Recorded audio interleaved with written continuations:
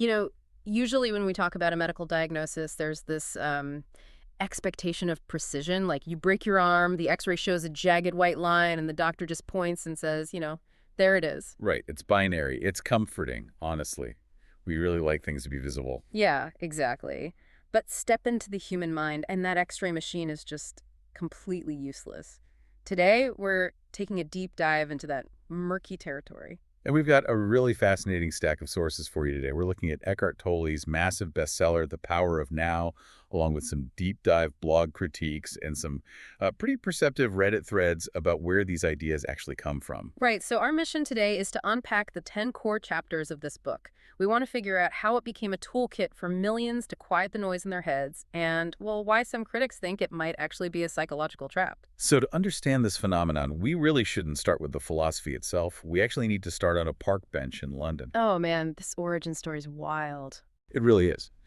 So at age 29, Ulrich Tolle, who later went by Eckhart, was intensely depressed, suicidal even. And he had this desperate, looping thought, which was, I cannot live with myself.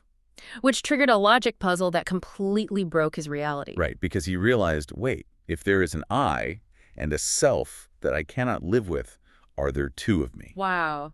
Just from that one thought. Yeah, it created this profound split. He realized the voice in his head, the ego, wasn't him. His mind literally stopped, and he spent much of the next 2 years sitting on that park bench in a state of blissful presence. Which perfectly explains his vibe today. I mean, if you watch his lectures, he sits motionless in a sweater vest, radiating this profound anti-charisma. He's like a Trappist Mr. Rogers. That is a perfect description. But millions tune in, including Oprah, right? Because he answers a question we all struggle with, like, if I'm not my racing thoughts, what am I? Which I guess brings us to the first few chapters of the book. Exactly.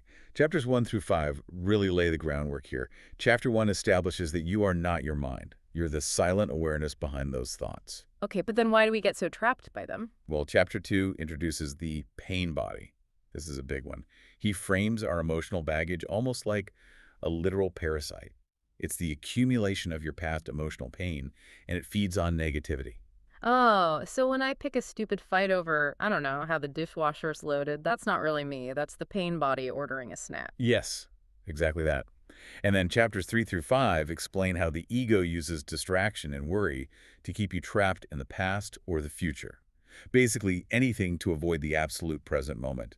Because in the true now, a state of calm and clarity, the ego just has nothing to react to. Okay, so now is the only place life actually exists. Yeah. But recognizing that trap is one thing, right? Escaping it is a whole different story. Right, and Tolle offers specific mechanisms for this. Yep. Chapter 6 suggests focusing intensely on your inner body to stay present. Like, let's make that real for the listener. Say you're spiraling about a massive work deadline. Tolle is saying you snap out of it by literally bringing your attention to the physical sensation in your hands, feeling the blood pulse. Precisely. Because your mind cannot simultaneously panic about tomorrow and fully feel the aliveness in your hands right now.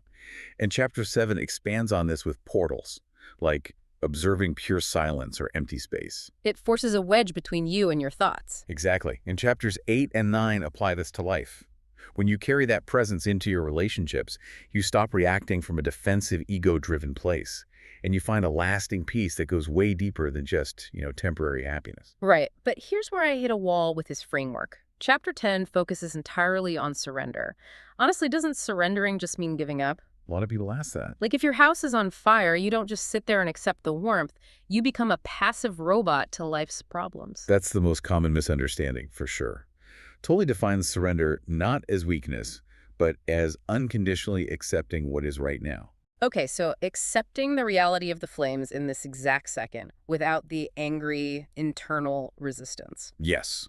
You drop the inner tantrum of, this shouldn't be happening. And once you do that, your subsequent action to grab the fire extinguisher is clear and focused, rather than fueled by anxiety. So you act from clarity. I get that. But looking at our sources, this absolute rejection of mental noise has drawn some pretty sharp criticism. The blog, Sifting to the Truth, argues Tolle unfairly demonizes negative emotions. Yeah, it's a vital critique. Tolle treats negativity almost exclusively as this pain body parasite, or just ego noise. But what if those negative emotions carry profound messages? Like anxiety or anger often tell us what we deeply want, or they signal when our boundaries are crossed. Right, exactly. And the critique argues that they can even be transformed into beautiful art By dismissing all negativity, we might be robbing ourselves of an essential human feedback loop. We're treating a fire alarm like a nuisance instead of a warning. And there's another layer here, too.